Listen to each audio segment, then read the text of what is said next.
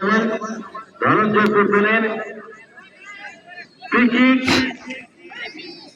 সংক্ষিপ্ত সময় নেবেন, বেশি সময় নেবেন না, কারণ প্রথমার্ধের খেলার অনেকখানি সময় কিন্তু পেরিয়ে গেছে।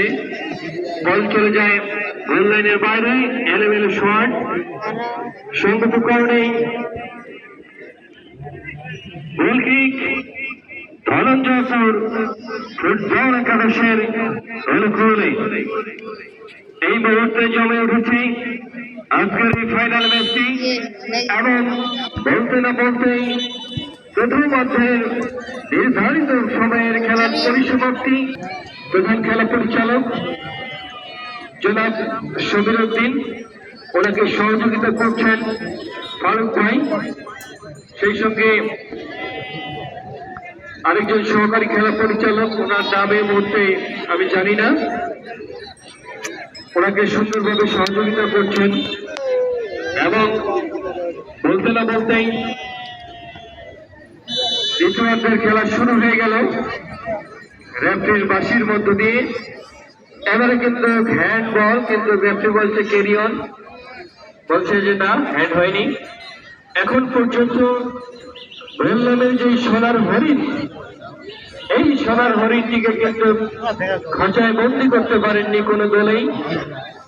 উভয় দলে 11 জন করে 22 জন সৈনিক রয়েছে। এই 22 জন সৈনিককে কিন্তু দক্ষ হাতে পরিচালনা করছেন অভিজ্ঞ খেলা পরিচালক সমীর ভাই। অত্যন্ত সুন্দর একজন প্রতিভাবান খেলা পরিচালক। এবারে কিন্তু আক্রমণে ঠাকুরগাঁও এফসি, দেখা যাক শেষ পর্যন্ত। ওখানে কিন্তু কিছুটা টানাটানি হয়েছিল, ফুটবলে যদি হয়ে থাকে। এবারে কিন্তু নাম্বার নাই ওই ধনঞ্জয়পুর ফুটবল একাদশের সতীর্থের উদ্দেশ্যে আবার ওই নাম্বার 9 দখলের বল। এবারে কিন্তু কিছুটা ধাক্কা, কিন্তু রেফারি বলছে ক্যারি অন, রেফারি বলছে চালিয়ে যাও, কোনো সমস্যা নেই। এবারে কিন্তু ওই যে 10 নম্বর জাতীয় খেলোয়াড় রাজা বাড়িয়েছিলেন সতীর্থের উদ্দেশ্যে, কিন্তু বল পজিশনটা আবার লুজ করেছেন। এবারে কিন্তু ফুটবল একাদশ, কিন্তু গোলরক্ষক একেবারে গ্রিপ করে বলটি সতীর্থের উদ্দেশ্যে ছুটে দিয়েছিলেন, কারণ সময় নষ্ট করতে একশো রাজি নয়। এবারে কিন্তু অসাধারণ গোলকিপিং, outstanding গোলকিপিং from goalkeeper of Thakurgaon FC football একাদশ। এবারে কিন্তু মাঝ মাঠে খেলা চলছে। নাম্বার 7 লাকি 7, এবারে কিন্তু নাম্বার 7 থেকে নাম্বার 9, কিন্তু শেষ পর্যন্ত নিয়ন্ত্রণ রাখতে পারলেন না। দর্শক শ্রোতা মণ্ডলী, আপনারা উপভোগ করছেন সাদা বল কাটা বল জল সংঘ কর্তৃক আয়োজিত একদিনব্যাপী ফুটবল টুর্নামেন্টের ফাইনাল ম্যাচ। যে হাই ভোল্টেজ ফাইনালে চূড়ান্ত কিন্তু গোলরক্ষককে দেখে যেটা মনে হচ্ছে যে আপনারা এই ধরনের শটে আমাকে বিভ্রান্ত করতে পারবেন না, কারণ আমি একেবারে পরিপক্ক একজন গোলরক্ষক। এবারে কিন্তু আক্রমণে ঠাকুরগাঁও এফসি মাইনাস করেছিলেন। আবারও আমাদের সঙ্গে যুক্ত হলেন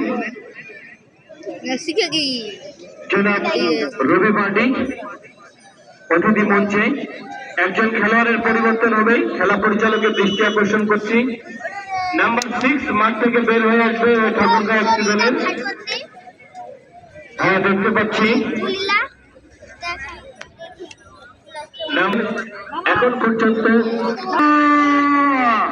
হ্যান্ডবলের আবেদন উঠেছিল, কিন্তু সেই আবেদনে সাড়া দিলেন না।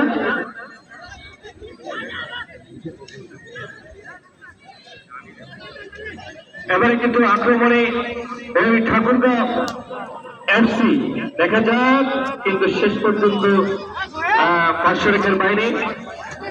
এই ফাইনাল ম্যাচটির পরপরই রয়েছে পুরস্কার বিতরণী, আলোচনা সভা ও পুরস্কার বিতরণী অনুষ্ঠান।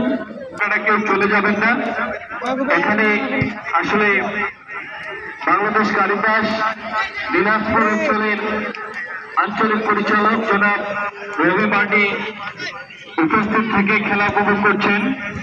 উনি আজকে এই আলোচনা পুরস্কার বিতরণ অনুষ্ঠানে বক্তব্য রাখবেন এবং ওনার সঙ্গে আরো যে অন্যান্য অতিথিবৃন্দ এসেছেন এই অতিথিবৃন্দরা কিছু মূল্যবান বক্তব্য রাখবেন।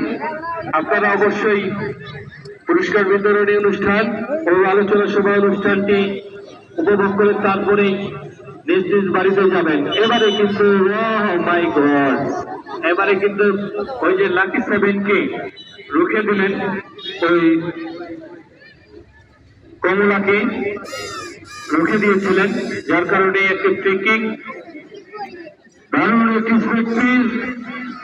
এই সেট পিস থেকে কোনো গোল আদায় করে নেওয়া সম্ভব হয় কিনা মানব প্রাচীর করেছেন ওখানে ওই ধনঞ্জয়পুর দলের দুজন খেলোয়াড়। হ্যাঁ, কিন্তু মানব প্রাচীরকে ভেদ করতে সক্ষম হলেন না ওই কমলা লাকি সেভেন। দেখা যাক, আমি সেই সঙ্গে ওই ঠাকুরগাঁও এফসি দলের এবং কোচ আজকে সারাদিন দলের সঙ্গে রয়েছেন, দলের খেলোয়াড়দেরকে উজ্জীবিত করেছেন, সহযোগিতা করেছেন, তাদেরকে ইন্সপায়ার করেছেন এবং শেষ পর্যন্ত ওনার দল কিন্তু ওনাকে হতাশ করেননি, ফাইনালে পদার্পণ করেছেন এবং ফাইনালে খেলছেন। এই মুহূর্তে আক্রমণে ঠাকুরগাঁও এফসি, কিন্তু বল চলে যায় সরাসরি গোল লাইনের বাইরে। সঙ্গত কারণেই গোলকি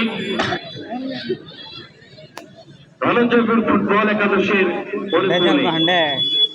আমরা গভীর লক্ষ্যে রয়েছি। নির্ধারিত সময়ে যদি গোল করতে সক্ষম না হয়, অর্থাৎ গোল শূন্য যদি ড্র হয়, তাহলে কিন্তু খেলা পরিচালকেরা সরাসরি টাই ব্রেকার কিকের মধ্য দিয়ে ফলাফল নির্ধারণ করবে। এই টাই ব্রেকারের সময় আপনারা কোনো দর্শক আপনারা মাঠে প্রবেশ করবেন না, আমি আপনাদের আগে জানিয়ে দিয়েছি। এবং সুন্দর একটি শট! Oh my God!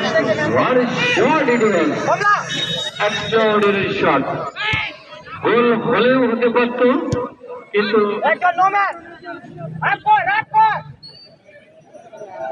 গোল হলেও হতে পারত, কিন্তু আনফরচুনেট। মাঝমাঠের খেলা চলছে, আক্রমণে ধনঞ্জয়পুর ফুটবল একাদশ কিন্তু ভুল পাস। আবারও বল দখলে ধনঞ্জয়পুর ফুটবল একাদশ, ওইখানে ওই 14 নম্বর জার্সি পরিচিত খেলোয়াড় এবারে কিন্তু মাটিতে লুটিয়ে পড়েছিলেন, এখনো উনি মাটিতে পড়ে রয়েছেন। সেই সঙ্গে খেলা পরিচালকের দৃষ্টি আকর্ষণ করছি, একজন খেলোয়াড় কিন্তু মাটিতে পড়ে রয়েছেন ওখানে। হ্যাঁ, ইতিমধ্যে উঠে দাঁড়িয়েছেন। শুরু হয়েছে আক্রমণে ঠাকুরগাঁও এফসি। এবারে ওই কমলা, দেখা যাক কমলা দলের জন্য